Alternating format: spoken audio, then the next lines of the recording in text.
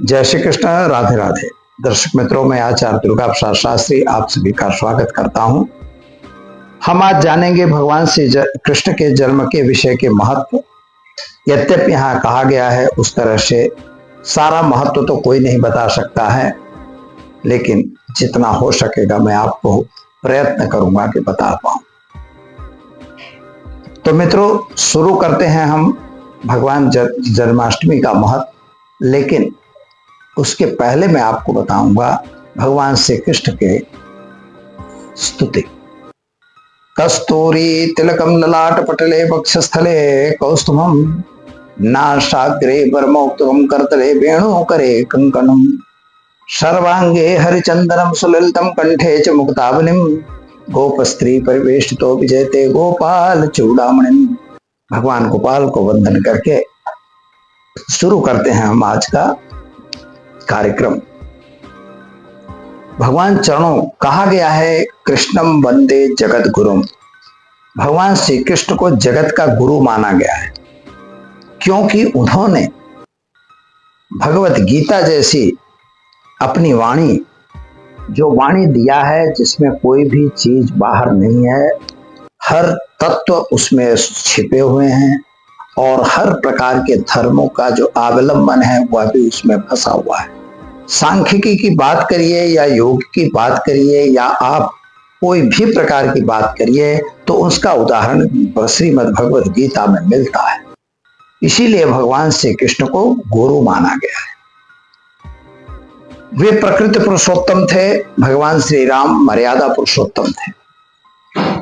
भगवान श्री कृष्ण अपने आप में एक ऐसी शख्सियत थे कि जो पांडवों और कौरवों की युद्ध को रोकने के लिए भी प्रयत्न कर रहे थे और अर्जुन को यह भी कहा कि अर्जुन तुम लड़ो, धर्म हेतु लड़ना पड़ेगा आपको।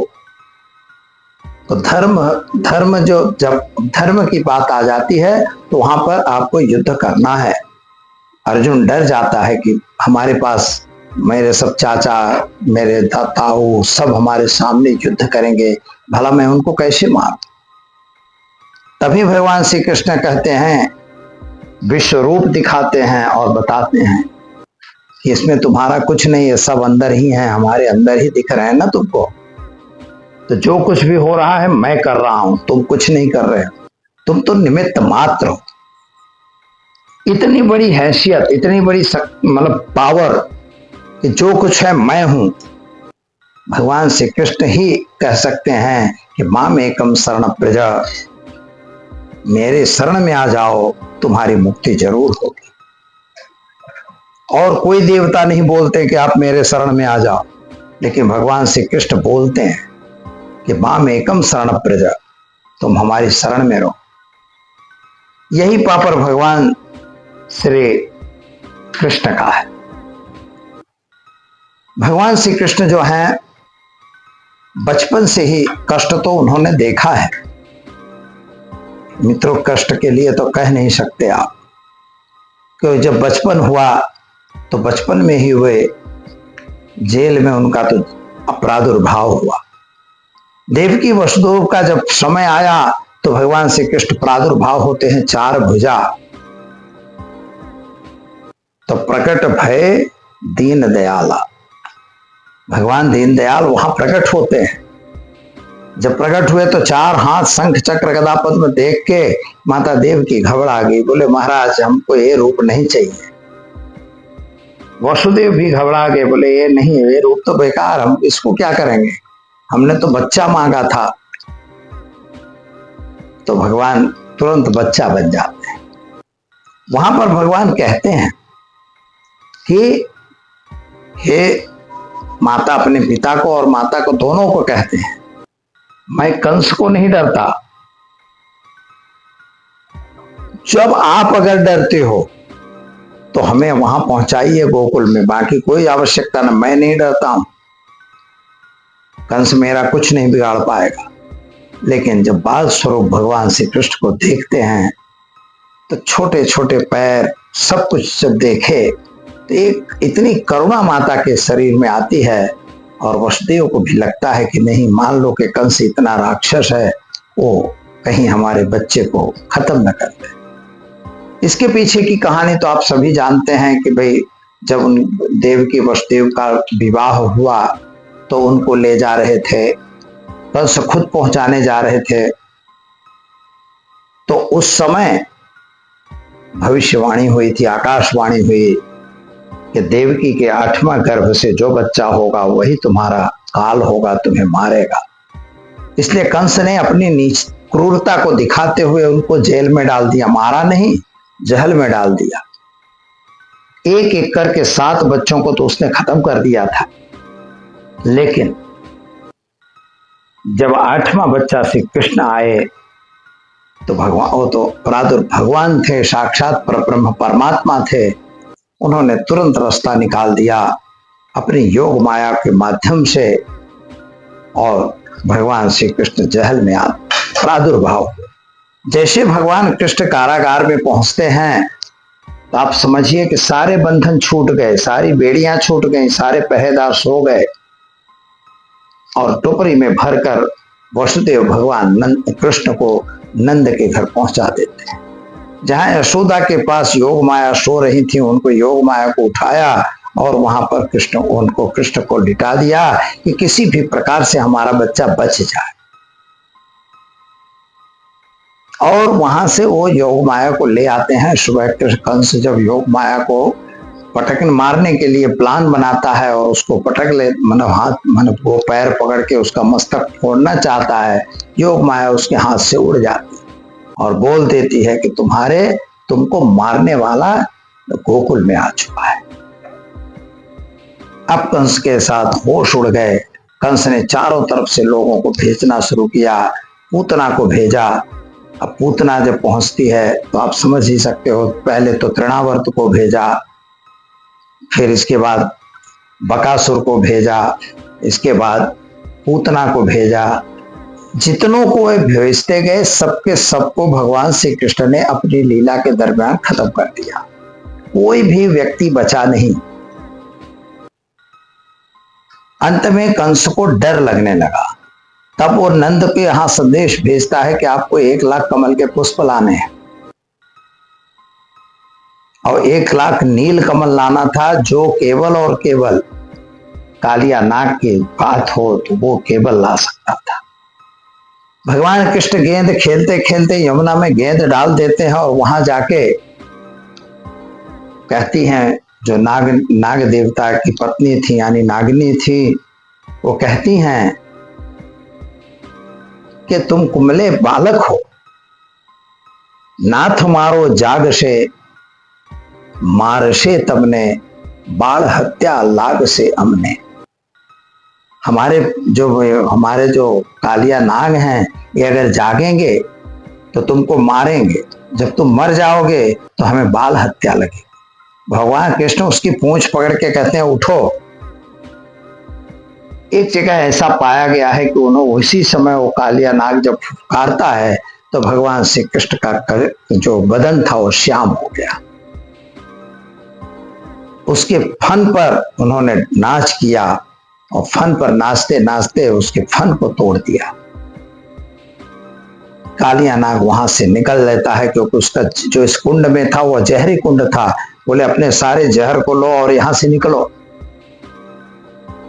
ऐसी एक लीला थी।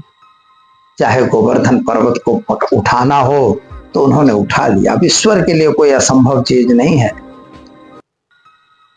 इंद्र की पूजा को रोक के बोले तुम मेरी पूजा करो और गोवर्धन पर्वत की पूजा करो, क्योंकि पर्वत ही प्रकृति है और प्रकृति अगर है, भगवान श्री कृष्ण प्रकृति स्वरूप थे, अगर प्रकृति की पूजा आप करोगे तो अवश्य आपका कल्याण होगा, तभी तुम्हारी गोवर्धन होगा, नहीं तो नहीं होगा। गोवर्धन का अर्थ होता है गायों का संवर्धन। गायों का संवर्धन जब घास चारा उगेगा तब न होगा। इसलिए आप पर्वतों की रक्षा नहीं करोगे, पेड़ की रक्षा नहीं करोगे, वृक्षों की रक्षा नहीं करोगे तो कैसे होगा। यानी एक प्रकृति प्रेमी भगवान श्री कृष्ण थे, तो उन्होंने वहां पर ये बात भी कही है। फिर एक जगह आया है कि विशाख पितुर घेर पा रहे हैं। जब समझौता करवाने जाते हैं, पितुर के घर जाते हैं, वहां प्रेम बस पितुर साग की जगह उसका छिलका दे रहे हैं, वो छिलका खाना शुरू कर दिया। तो ये थे भगवान श्री कृष्ण।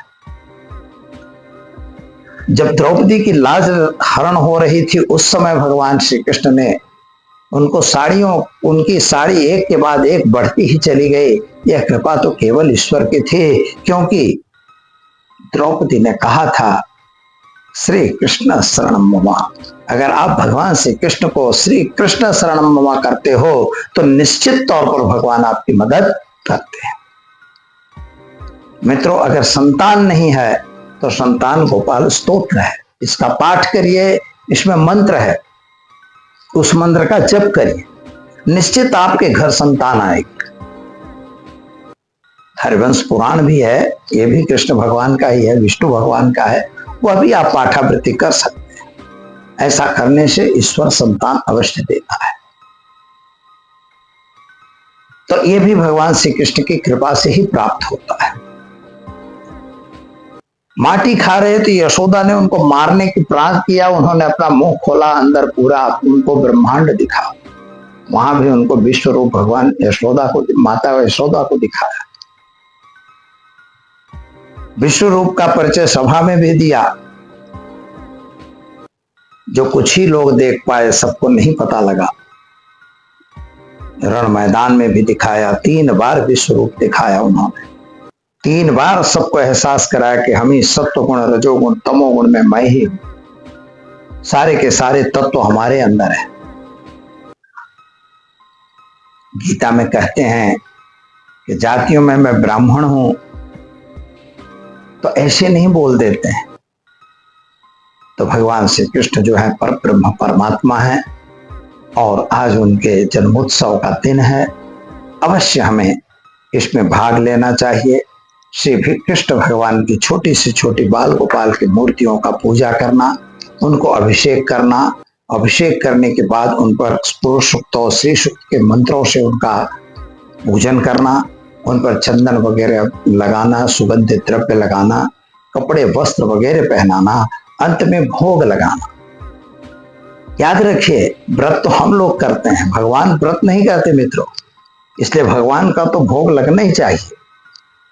अगर भगवान को आप भोग नहीं लगाओगे तो भोग है भगवान, मतलब ये थोड़ी है कि मतलब राजगिरा की पूड़ी और सीरा बना लिए तो खा लो, ऐसा नहीं है। उनके लिए आपको अन्न प्रसाद लगाना पड़ेगा, क्योंकि वेदों में कहा है अन्न एव ब्रह्म, अन्न ही ब्रह्म है, इसलिए अन्न का प्रयोग अवश्य करना है। तो अंत में जब भगवान प्रादुर्भाव होते हैं तो उस समय भगवान की पूजा आरती करके भारत के सभी मंदिरों में और भारत के लगभग सभी सोसाइटियों में, सभी गांवों में कहीं ना कहीं कृष्ण जन्मोत्सव मनाया जाता है। यहाँ तक कि विदेशों में भी कृष्ण जन्मोत्सव मनाया जाता है। मंदिरों में तो भीड़ अपार रहती है, श्री कृष्ण शरणम मम की धुन रहती है, नंद घेर आनंद भयो, जय कन्हैया लाल की, हाथी घोड़ा पाल की, जय कन्हैया लाल की। भगवान श्री कृष्ण की जय जयकार होती रहती है। हांडी, दही हांडी बनाते हैं, उसको भी कहीं कहीं तोड़ने का रिवाज है। मथुरा वगैरह में तो अलग होती है, बंबई वगैरह में भी इसका उत्सव मनाया जाता है। हर जगह के सोसाइटी में यह उत्सव अवश्य मनाया जाता है, और बच्चे बूढ़े सभी अपने मस्ती में मस्त रहते हैं, क्योंकि भगवान कृष्ण सभी को कहते हैं कि मस्त रहो, भगवान का भजन करते रहो।